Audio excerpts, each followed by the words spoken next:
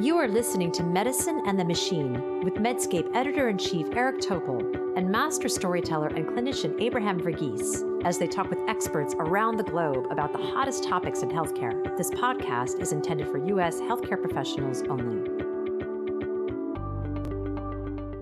Hello, this is Eric Topol, and I'm with my colleague and co-host Abraham Verghese for Medicine and the Machine, our Medscape podcast.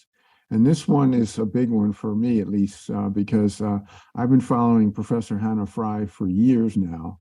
And to get the chance to actually talk with her, oh my goodness, she's one of the world's leading mathematicians. She's actually pretty young to be one of the world's leading mathematicians. She's had her background at University College in London. She has a fellowship at the Royal Academy of Engineering. And I first met her through one of her books.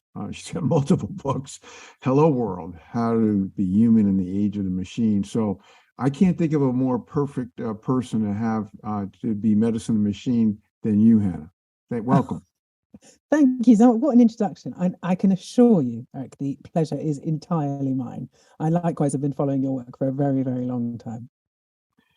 Well, you know, what you've accomplished in your young age is just extraordinary. And I thought because you make mathematics fun and you're such an amazing explainer and communicator, and you got series on the BBC and podcasts and whatnot, how did you break out from being a mathematician to being the kind of multidimensional person you are? So, oh gosh, it was a series of events that I guess conspired in my favor. It was all entirely accidental. So the first thing, after I finished my PhD, the very first thing that I ever did that was reaching out outside of academia, it was just a little TEDx talk. And I was, I just sort of had an idea and ran with it. And I wrote a talk called The Maths of Love. And essentially, it was about all of the tools and techniques that I had used when I was single to try and optimize my own dating strategies. And it was very, very tongue-in-cheek. It was very silly, very playful. But every year, this is back in 2015, I think, every year, they take just a handful of TEDx talks and they promote them to being proper TED Talks. And mine ended up being one of those that they'd selected. So all of a sudden, from nowhere, I mean, I'd never done anything. And then all of a sudden, this stupid talk that I with rubbish jokes in it, like, it was very, very, I mean, I was really very tongue-in-cheek. I got in a lot of trouble for it. But suddenly it was one of the most watched TED Talks of that year. And as a result, I got a phone call from the BBC and they said, would you like to have a radio show? Which, I mean, no one says no, do they? And then from there, really, it's just, I've just always had the attitude of I want to look back on my life in the future and feel as though I chose the path of least regret at all times. So whenever I'm presented with an opportunity, even if I'm terrified of it, which I often am, even if it doesn't feel comfortable or feel like something that I can achieve, I always know that I would rather have tried to do something and failed than never have tried at all. So that essentially is the attitude that I've adopted, and hence haven't slept for 7 years. That's a great philosophy. It's such a pleasure for me to meet you. And I have a confession to make before we start. And that is both my parents are physicists. I have an older brother who's a MIT professor and a younger one who's a computer scientist at Google. And I had no head for math, or at least that's what I told myself all these years. And then in the last, couple of days researching you and your papers and your documentaries and so on, I don't know your work as well as Eric. I just had this epiphany that maybe I never was shown how to be excited by this. And so what do you think about the teaching of mathematics? And could someone like me have been saved from this unfortunate label as having no head for math, which brought me to medicine, by the way? And then, unfortunately, you realize there's quite a lot of math in it, I imagine. So I sort of think so, yeah. I mean, okay, here's the thing that I've really noticed. Whenever you talk to adults about how they feel about mathematics, they're always they're always very strongly one way or the other, right? They're always, oh, I love that subject. I do it, or I wish I could have done it. I really enjoy it. Or they're like, I hated it. It was not for me. That is not a space that I belong in. And I really noticed you never come across somebody who's ambivalent about the subject, right? You never meet an adult and they're like, no, I can take it or leave it. Never happens. And so I have this theory that actually, when it comes to maths, and okay, as a mathematician, I'm going to think of this in a mathematical way, but I think that our attitude towards maths, when we're born, we surely are not one way or the other about how we feel about it as a subject. And so I think that our experiences end up shaping how we feel about it. But I think that it's kind of an unstable equilibrium, essentially. So the way I think of it is that one day you are just a bit sleepy in maths class and you fall a bit behind. And then the next day you're like, oh, I didn't really understand what was going on. And then someone says to you, oh, maths is boring, or oh, maths is really hard, or no one likes maths. And it sort of adds to this idea in your mind that it's not for you. And then the more that becomes true, the more it's sort of a self-fulfilling prophecy, because the more that you're not going to pay attention in class, the harder you're therefore going to find it, the more you're going to think that you don't belong, and the further and further and further you spiral into this feeling of that you are not a maths person. And I think it just so happened for me that I had the exact same experience, but completely in reverse, which is that when I was about 10 or 11, my mum, she's an Irish mother. Okay, so she has a very interesting idea of what constitutes fun. And she essentially made me do a page of this maths textbook every single day of the summer holidays before I was allowed to go out and play. And the result of it, I mean, like, it was not a fun experience. Don't imagine me as a child skipping along to do my maths homework. But what happened was that it then meant when I went back to school, suddenly I just had this ability. I was just one step ahead of everyone. And then when you feel like you're doing something well, it just feeds into you wanting to do it more and more. And then you start adopting the idea that you're good at maths as part of your personality. I mean, I don't think that there's anything special about my brain or about the way that I work. I just think that I had that little push in the right direction at the point in time where it made the biggest difference. And I really do kind of think that that's a tidal wave of success that I've been riding ever since.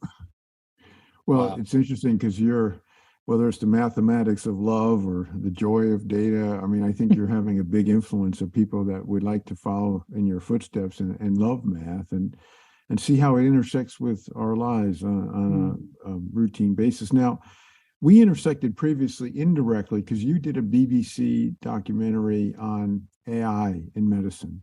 And it was actually an amazing, I think it was an hour long, and you got into Babylon Health and the lack of data. Do you remember much about that and what your sense has been? Because obviously it may not have changed that much about the use of AI to improve medical diagnosis and care. Oh, I mean, I have so many opinions on this. So I think, I mean, I certainly retain my very raised eyebrow about some of the things that Babylon are doing. I think in part it's about the sort of the way that the company is run, about where they run their beta testing, about how they make their money. For instance, at the time of the documentary, I don't know whether this remains true, the way that it works in the UK is that you have these practices, these general practitioners across the country, and they get paid per person who is signed up for them. And the thing is about Babylon is that you can't join if you have a chronic condition, if you're pregnant, or I think, I may have got this wrong, but I think if you're over 65. So essentially, you can only join Babylon if you are a young, healthy person who doesn't need much medical care except in an accident or an emergency, which is fine, except that those are the patients who, when signed up to practitioners across the country, are the people who effectively end up paying for those people who do have chronic conditions, pregnancies, and are elderly. And so they were sort of like this kind of sponge that would take in all of the inverted commas, profitable patients, but without actually dealing with any of the expensive healthcare. So I had some kind of problems about the way that it was run and the way that it wasn't being regulated. But I think for me, about AI in medicine, the thing that I've been thinking about quite a lot recently, especially, is that I think quite often what happens is that the technology is really good and really impressive and is quite legitimately and understandably something that people get excited about. But I think that in getting excited about the technology, we lose sight of what the actual question that we're trying to answer is. So Danny Kahneman, the Nobel Prize winning economist, he has this great observation. He says that people have a habit of taking a really difficult question and swapping it for an easy one without noticing that we're making the substitution. And I think that, let's take something like medical imaging, finding tissue abnormalities in mammograms. It's true that we have these exceptional algorithms that are very, very good as people at finding these abnormalities within the images. That's fine.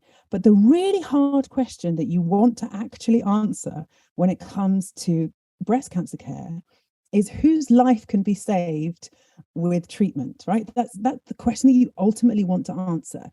Who should we give treatment to save their lives? And that, I think, in the minds of people who are excited about the technology, is swapped for this much easier question, which is, which images have pixels that indicate abnormalities, right? And those are fundamentally different questions. And I think that in mixing them up, and in thinking that one is a suitable proxy for the other, I think that is where a lot of problems arise. And I think that really is where the reach of AI goes too far. And when we fail to realize that actually these things have to be about a partnership between human and machine, rather than human versus machine. Yeah, that leads me to ask you about you were very candid about your own experience with medicine and your own illness. And I don't know if you know the work of Alvin Feinstein at Yale, the late Alvin Feinstein. And he wrote a very famous book that Eric and I learned in our residency years, which was called Clinical Judgment. And he was one of the first mathematicians to apply math to medicine in clinical reasoning. He had a Venn diagram on the cover of the book. But he's thought of as the father of evidence-based medicine, but I think he would be shocked by the direction it's taken, where the focus is entirely on numbers and randomized studies. And there was a quote from him that I thought of in the context of reading about your own experience. Feinstein says, "The clinician combines treatment for the patient as a personal case of disease with the concern for the patient as a personal instance of mankind into the unified mixture that is clinical care." And he really cared about extracting data from the individual in front of you, but it sort of become perverted into abstractions about numbers that you can easily generate. And your illness, for example, and your particular requirements and desires and your age and your children, these made you a very unique individual. I'm not sure and that's exactly what Feinstein meant by evidence-based medicine. Oh, I totally agree with you. I'll say about my own illness in a moment, but I read a paper, in fact, today in Nature about colonoscopies, and about how Eric, you're nodding. I imagine that you've seen this one already, but it's this idea that, okay, of course, if you look at colonoscopies, they are the best way of assessing the need for potential care. Of course they are, right? Compared to stool samples, they're much, much better. But then when people actually looked at the data for what happens when you give people colonoscopies or you offer people stool samples, actually they end up having worse results, because what you're not doing in thinking of those numbers is you are not realizing that actually people are far more likely to send off a stool sample if they're asked to than they will be to attend a colonoscopy. And I think that's just going back to what I said earlier about the question that you're asking and making sure that you're asking the right question, right? Because the question is not which is the most effective way to determine whether somebody needs, to determine whether somebody has abnormalities that are worthy of investigation. The question is, how do you how do you take into account the way that people are the people as patients, and integrate that into it to make sure that you're saving as many lives as possible. And I think that, as you mentioned, my own illness there. So when I was 36, a couple of years ago, I was diagnosed with cervical cancer, and it had got into the lymphatic system, and we just weren't quite sure whether it had established in the nodes or not. So we knew it was in the system, but whether the nodes would come back positive or not. So I ended up having some quite radical surgery, and they took out all my pelvic lymph nodes as a sort of precautionary measure. And I have lymphedema now as a result of the operation. And I think that during that entire process, I then went on to make a documentary about this for the BBC. I think it's the thing I'm most proud of that I've ever made. But I think it's exactly, it was totally and completely about the point that you're making here, which is that people are not numbers, and that what's something that you might consider a risk worth taking might not be a risk that I consider worth taking. And that if we are not taking the time and the care to really sit down with people and tailor their treatment for them as an individual, rather than just doing what the data and the numbers and the population view tells us to do, and we're not having those conversations with people, giving them a choice about what's right for them, then I don't really think that we can claim that we are giving people truly informed consent. And that, ultimately, I think was my story and the story of other people that I spoke to for the documentary. It's not to say that I would have chosen anything differently. I think if I relived it, maybe I would have done exactly the same thing. But I think that it was a clash between what was right for the population view, which is what the algorithm said that I should have done for me, versus the thing that, as you mentioned, that took into account who I was, what was important to me, and how I personally viewed my own risks.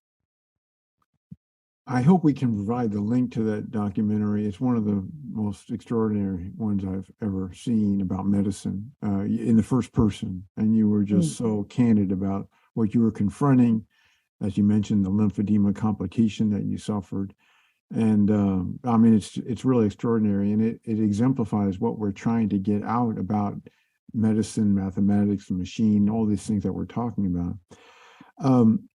You wrote a piece in the New Yorker, what statistics can and can't tell us about ourselves. Of course, that was before you were about yourself, but is human behavior predictable? A mathematical analysis of what it is to be human can take us only so far. And in a world of uncertainty, you wrote, statistics will never eradicate doubt, but one thing is for sure, it's a very good place to start.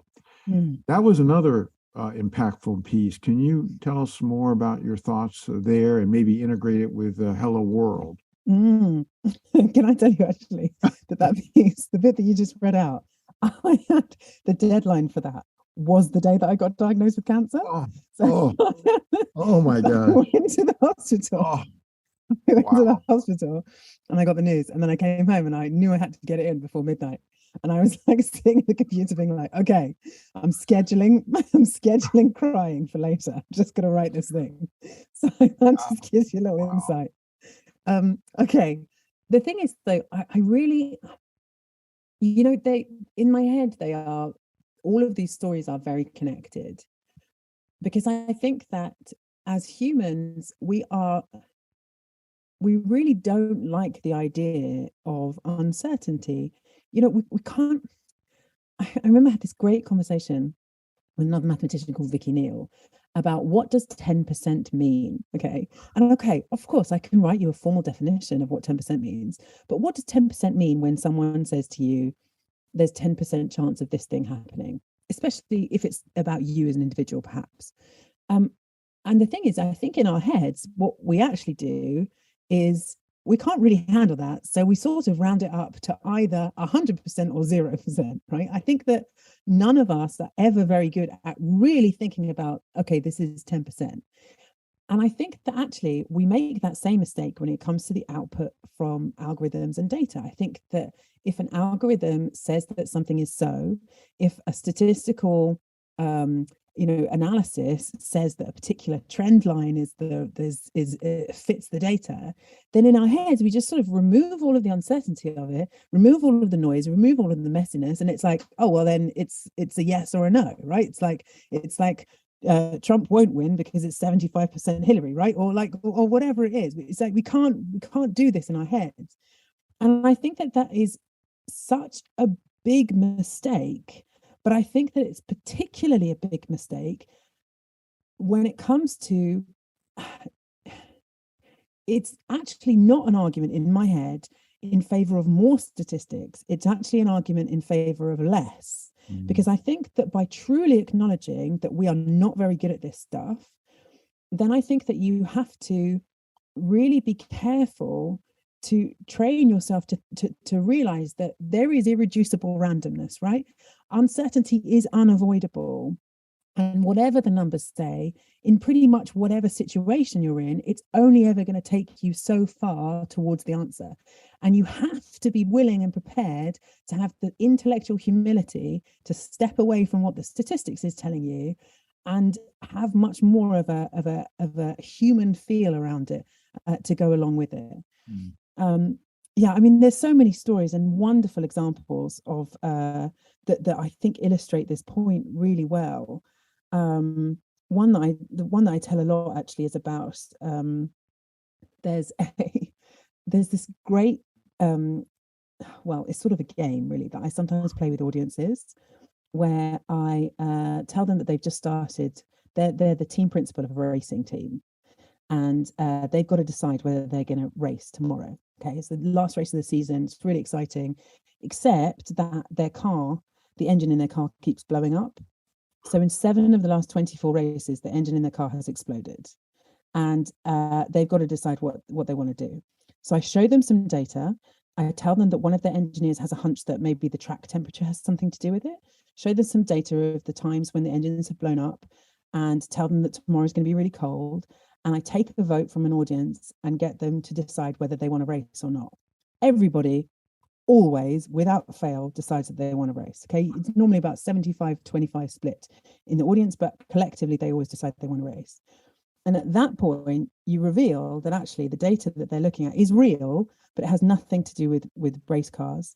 I've actually shown them the real data from the Challenger disaster, and that on the night before Challenger launched, and as we all know, very tragically exploded very soon after takeoff, there was an emergency teleconference between the NASA engineers and management and some other contractors of NASA, and they were looking at precisely the data that I just shown the audience.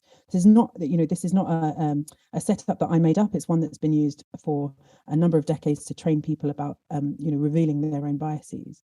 But the thing is that on the night of the teleconference, like in all of the simulations that have been run since, like in all of the times that I do this with audiences, nobody stops to ask about the data that they can't see as well as the data that they can.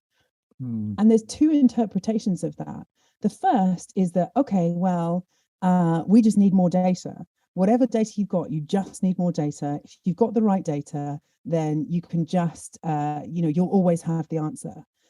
But the thing is, I think once you accept that uncertainty is unavoidable, once you accept that data will never give you a perfect view of reality, I think that there is a more important view of that, which is that actually, I think this isn't an argument for more data. I think it's an argument that data cannot form the entirety of your decision.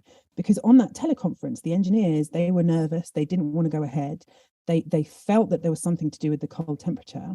But because they didn't have the data to back up what they were saying, the managers refused to pull the launch. And so actually, I really think that this is a story about how you should be aiming always for a data-informed view of things and not a data-driven one. I think that data always has to form a piece of the puzzle, and you have to have intellectual humility about how big that piece will ever be able to be. But you have to leave room for the human element too. This leads me to think about an interesting experiment that you did with trying to talk to unvaccinated subjects by presenting them data. Experiment is an understatement. In their case, they were trusting their instincts, which were totally wrong. Yeah. Talk a little bit about that experiment. It must have been a eye-opener and also quite frustrating, I would imagine. We spend a lot of time on the show talking about, you know, we have science and then we have the public's reaction to science, and they're two different things. You know? They're two different things. They are two different things. Yeah. Okay. So what can I tell you? So this was it was a program for the BBC. Okay. So Big Brother, you basically lock people in a house and then see what happens. It was essentially Big Brother, but it was 7 unvaccinated individuals and me for a week. And I had to try and persuade them. Now, I think that, why did I want to do it? I think that I've really noticed a lot about scientists that there can be a bit of snobbery about people who don't immediately understand things in the same way that scientists do, and arrogance, actually, I think. And I think, I'm making this argument in favor of intellectual humility. I think scientists are just as capable as other people of making massive mistakes and misunderstanding things. I mean, reproducibility crisis, to point out one thing. And I think that what I noticed during COVID was that there was this hard division between the people who were right, in inverted commas, and the people who were wrong, in inverted commas. And I think that I really care about society being better. And I really care about trying to make it so that science has the biggest possible impact and the best possible value for everybody. And I think that means that you can't just decide to ignore a section of society who are not going with you. And I think it means you can't just look down on people and call them idiots. But I also think that actually, if you want to ensure that more people are vaccinated, I think you also just, you can't not listen, right? I think you have to do the work of listening to people, but listening in a way where you're not just trying to think of the next thing that you're going to say to them. I think you have to listen to really hear what it is that they're saying. And the thing that I noticed in spending this time with these people, many of whom I would happily go to the pub for a drink with them, right? Many of them, I got on really well with almost all of them. And I think all of them had valuable contributions to make and had interesting things to say. I learned from every single one of them. But the thing that I realized is that actually, even though when we started, it felt like we were completely poles apart, right? I am fully vaccinated. My children are vaccinated. I very strongly believe in the vaccination program. I struggle to see how rationally you could not, right? I'm on that side of the argument. But by the end of it, I realized that actually we agreed on almost everything. We agreed that the pandemic had been terrible. We agreed that we didn't want people to die. We agreed that we didn't want people to be harmed unnecessarily by medication that they didn't necessarily need to take. We agreed on informed consent. We agreed that lockdowns were horrendous. On all of these things, we agreed. And ultimately, what it actually came down to was that the only thing we disagreed on was how you count whether an illness is after a vaccine or because of the vaccine, right? We even agreed on the number of people who had illnesses, but it was just whether it was causal. That was literally it. On every other thing we agreed. But I think that there were other things that they were telling me that I realized that in the arrogance of scientists, and I don't know whether this is how it worked in the States too, but here certainly I realized that the arrogance of people just assuming that everybody would be on board with this vaccine program, and I think we'd made some really big mistakes. So for example, there was one woman there, she was easily my favorite. She was absolutely brilliant. She's this young pregnant Black woman from Lambeth in London, and she was saying that, for starters, she pointed out, which I think is a completely fair point, because there'd been lots of campaigns directly targeting young Black men specifically in Lambeth. She was like, look, what have the government ever done for young black men in Lambeth? And all of a sudden you want them to take this back? Like, come on, right? But that aside, I mean, she was doing it in a kind of slightly tongue-in-cheek way too, I think. But that aside, she pointed out that these vaccine centres that have been constructed, there were perspex screens between every booth. There were people wearing plastic aprons and masks and white coats. And then there was a queue and a person going around with a clipboard. And she said that when she went into that environment, it felt like she just walked into a prison. And she was like, it's very triggering to be in that environment. And why would I voluntarily, for something that I'm already quite scared about, why would I voluntarily enter into that environment if I don't have to? And it just had never occurred to me to view that setting in that kind of hostile way, because it didn't feel hostile to me. And I just think, look, I don't know whether I should have done that program. I don't know whether it had any good, but overall, I don't know whether in the end I just made things worse. But I do think that scientists in general should spend a bit more time listening and a bit less time looking down on people who don't see the world in the same way as they do. Right. Or hubris and preaching and that sort of thing. But that gets me to a different effort that you took on, which was a series of podcasts with DeepMind. Yeah. Recently, I had the chance to interview like this Demis Hassabis, which I kind of think of him as like the Da Vinci of our times or something. He's brilliant, right? He really is. But what obviously AI for life science is a different animal than what we've been talking about in medicine, like this AlphaFold for predicting protein sequences for amino acids. I wonder what your thoughts are, because they're right there in London, and they're certainly a leading edge of AI, and they're not so much in medicine as they are in other areas. What do you think about their efforts? I mean, I've drunk the Kool-Aid, unfortunately. I am as you are, just blown away by how impressive Demis is. But not just about how smart he is. I mean, he's incredibly smart, right? He's got really good ideas. He's got an incredible team of extremely intelligent scientists around him. And that's very impressive. But the thing that I really am impressed by is that they are doing all of this with that idea of intellectual humility, I think.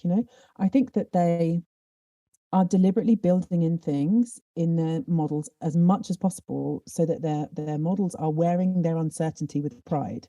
I think that they have psychologists on site who think very carefully about how to set up their system so that it doesn't end up falling into the classic traps of human bias. And I also think that they are not thinking of, I think that they know that their systems are going to have problems, right? And I think that they are committed to continually hunting for what the problems might be, rather than like very quickly releasing something, in beta mode, and then worrying about the wider implications of it later. It's the ethical stuff that I do find.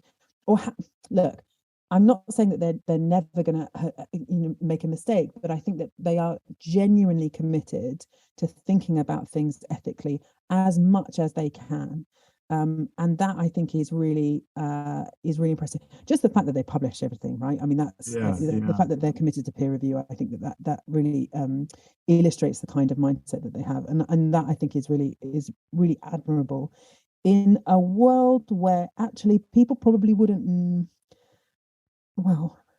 notice or complain if they didn't. And so I think the fact that they are committed to doing that, I think that does demonstrate something kind of impressive about Demis's vision.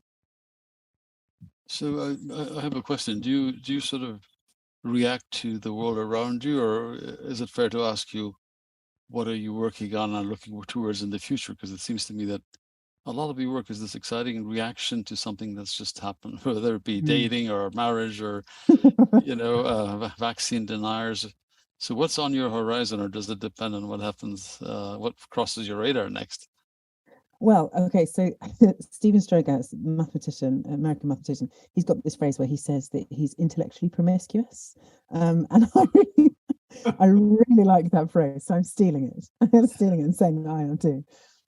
So in part, I think it's the types of things that that catch my attention are often reactionary because I live in this world and am part of it, and want it to be better.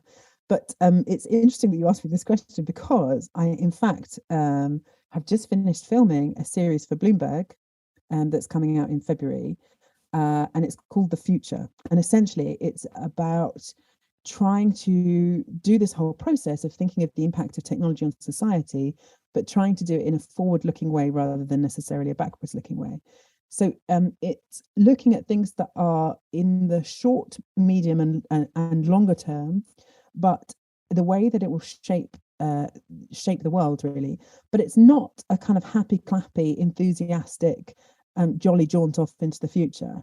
This is supposed to be, I think of them, Eric, a little bit like those New Yorker essays that you mentioned earlier. I like to think of them as they are these 24-minute long video essays that are challenging and don't necessarily have all of the answers, but that are at least asking the right questions of the technology that is being developed, so that we don't end up having to be reactive and think of these questions retrospectively. Yeah, Abraham took my question by I was going to say what's next for Professor Fry, but that's just for February. We anticipate so much more in the decades ahead from you. I mean, my goodness, this has been a real treat to have a chance to get firsthand your amazing communication skills. I mean, no wonder the BBC figured out, hey, we got a good one here. It's extraordinary. I mean, how you can explain things and make it fun and make it enthralling, in fact. So we will continue to follow you, learn from you. Hopefully you've augmented your U.S. audience here, warming them up for the Bloomberg series. Exactly. But I think what we have to do is get those BBC productions to be shown in the U.S. Otherwise, we have to beg somebody like you or Pierce Keene or somebody, send it to me, send me the full video. But they should understand that the work you're doing is not just for BBC, it's important for everyone. So I'm glad Bloomberg has figured out, and I know many others are going to over time. What a talent. So Hannah, thank you for everything you're doing. And we'll hopefully come back to you in the times ahead to get the next version, the next edition. Well, right back at you, Eric. Thank you for everything you're doing as well. What an absolute treat to join you both on this. Thank you so much.